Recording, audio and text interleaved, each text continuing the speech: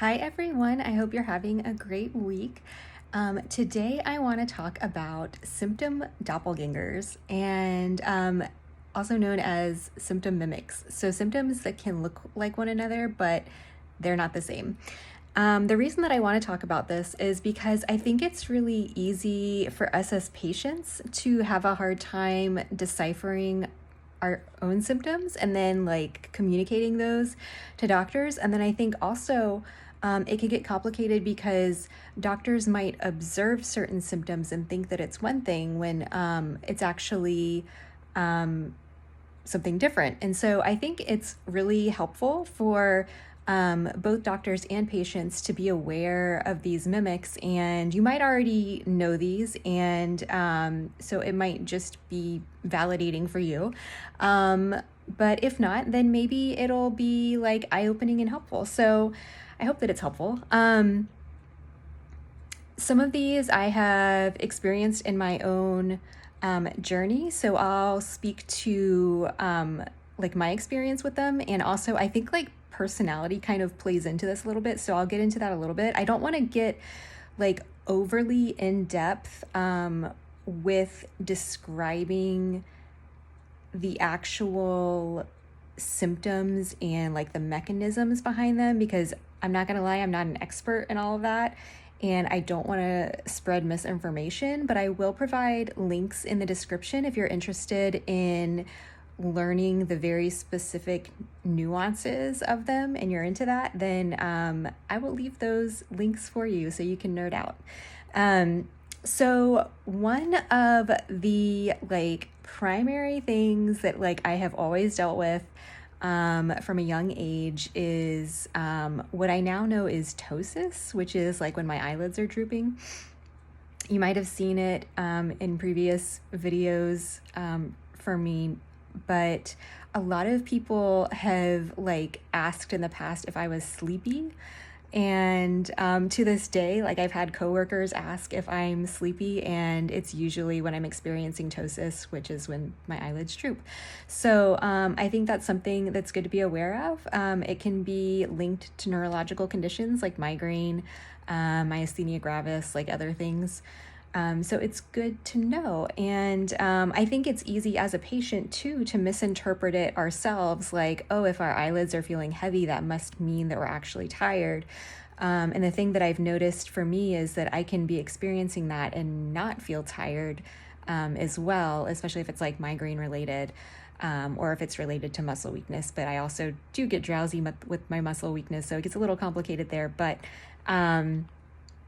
just to know that they can be different things, drowsiness and ptosis can be good to know. Kind of in the same realm is eye muscle weakness. And for me, this was really interesting because I have found that like during my attacks of muscle weakness, my eye muscles get weak in the sense that like my vision will become blurry. And for me, I think my personality, I tend to internalize things very easily. And so I always interpreted it as like disassociation. And I think that, yeah, like maybe like when I'm getting like sensory overload, I'll tend to like zone out just to kind of like filter out noise. But I've noticed there's consistently eye muscle weakness for me when I do have these attacks of muscle weakness. And I've also noticed that I'll have issues when I'm having more severe attacks where I can't move my eyes from side to side.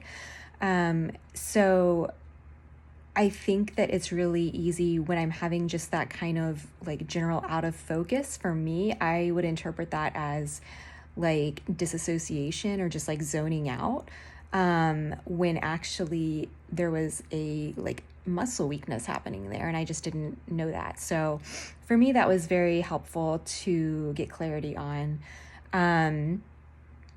Another one, muscle cramps versus muscle contractures. And I came across this actually when I started, sorry about that jolt. I started looking into HSP, which is hereditary spastic paraplegia. Had to think about that one for a minute. Which in HSP, contractures are a like a thing. They're like one of the primary symptoms. I have experienced what I think are like severe Charlie horses, like especially within the context of exercise or cold pool water. So I think what I've experienced are muscle cramps, but something I was reading in the literature is that it can be really difficult to distinguish between those two, of muscle cramps versus muscle contractures. Something else that I learned upon learning about periodic paralysis and learning about potassium and just how it, like high or low levels, can affect the human body in general. Actually, mood swings can be caused by low potassium. I have found that for me, when I'm having like more severe attacks of weakness, I can get mood swings, and sometimes I like will become like very weepy. It can also cause panic attacks, and I want to say that that's more so when potassium is high. I could be wrong, don't quote me on that, but another condition that can be affected by high or low potassium is actually psychosis. And I was actually reading, I think it was bipolar disorder. Like they found that having potassium can be beneficial for bipolar patients. So I felt that was like really fascinating. So another one, and this is something I've experienced myself, and I would say that I have not had like high self-esteem or high confidence like my entire life by any means, but I think what further compounded it was that I had joint hypermobility and I had poor posture like as a result of that hypermobility. So I think that those kind of like fed off of each other, and so I had more of a poor self-image because like I would be slumped around all the time, you know? So I think it's easy to perceive other people as having like low self-esteem when actually it might be posturally related. And it might just be like affecting their self-esteem in that way.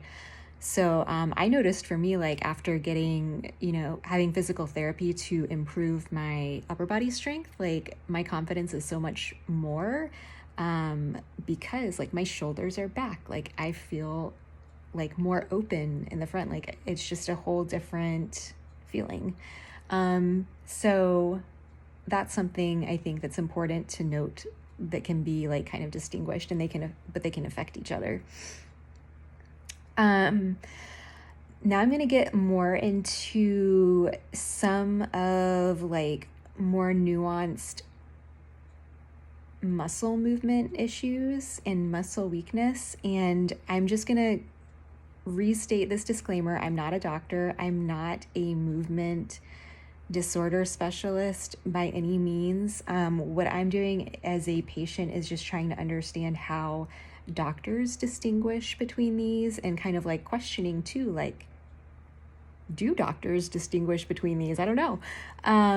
So the first one that I want to talk about is in functional movement disorders, one of the primary positive signs, in my understanding, is distractibility. So for example, with me, I had complex tics, and they were suppressible to a certain extent, meaning that I could like hold them in, I guess you would say, for like a certain amount of time. But if I did that, then it got worse. And for me, I learned that using CBIT, which is cognitive behavioral interventional therapy for tics, CBIT.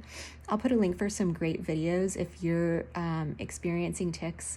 I went from having like over 6 hours a day of tics to I virtually don't have tics now, unless it's like, actually, I won't go too deep into that, because I think what I experience now might be myoclonus, and I'm not sure whether it's tics or myoclonus, so I don't want to cause confusion there.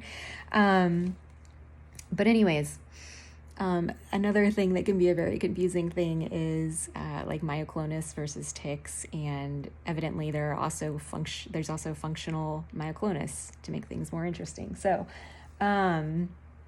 anyways, with those functional tics, they were distractible, meaning that sometimes if I was like really focused on something at work, then it would help alleviate those tics. And sometimes yes, and sometimes no. It just kind of depended, I guess. But anyways,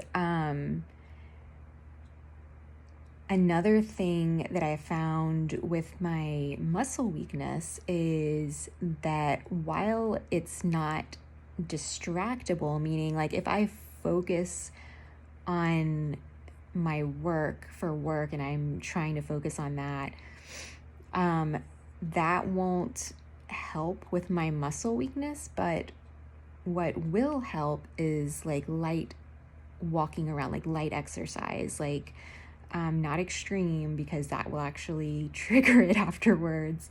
But I want to note that because I think what can be confusing for practitioners is that maybe you have like a patient that has a functional gait disorder and they're able to initiate normal movement because of distractibility, or because they're not focused on the movement itself. And usually in those cases, if you focus on the movement, it actually makes it worse. So they need to be distracted.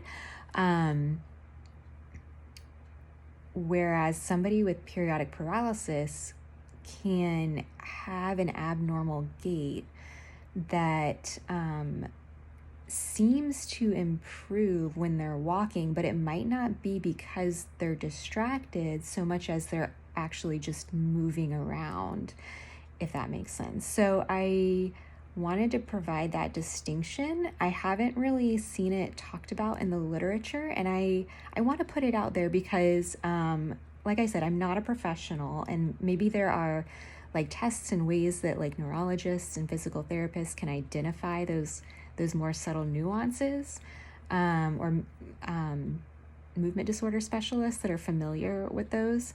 I think for me, like I haven't come across any specialists that are knowledgeable in FND, periodic paralysis, and movement disorders. And I think that's where, sorry about that, the crux of it is for me. Anyways, yeah, I wanted to mention that one. So distractibility versus improvement with light exercise. And that goes along the same lines as this final symptom, which is startle response. And I've seen that this can be a positive sign in FND, and it can also be present in people with periodic paralysis, right? So in FND, my understanding is that you can have an exaggerated startle response. So you have a loud noise, for example, and that might trigger some kind of abnormal movement or abnormal gait. With periodic paralysis, you can have similarly a response, like if a loud noise goes off like a fire alarm, and you might experience muscle weakness, but it's actually due to the adrenaline release and the effect that has on, I believe, the potassium levels and the potassium channels and that equilibrium. So that was a distinction that I wanted to bring up. And these are like so, like, it gets so complicated when you dig into this stuff. And that's why I don't want to, this is still very high level and like very layman's knowledge from what I have read. So take this all with a grain of salt. But I'll include some links. I would be really interested to hear if you have had any experiences where you realized that like a symptom that you thought you had was actually something different, or if you have if you've noticed that there can be like confusion around symptoms that might look the same but are actually different. So put that in the comments below. Let me know if this video was helpful for you. I love that feedback because that helps me know what kind of areas you all are interested in and what kind of material is helpful to you. I appreciate you listening, and I will see you all in the next video. Bye.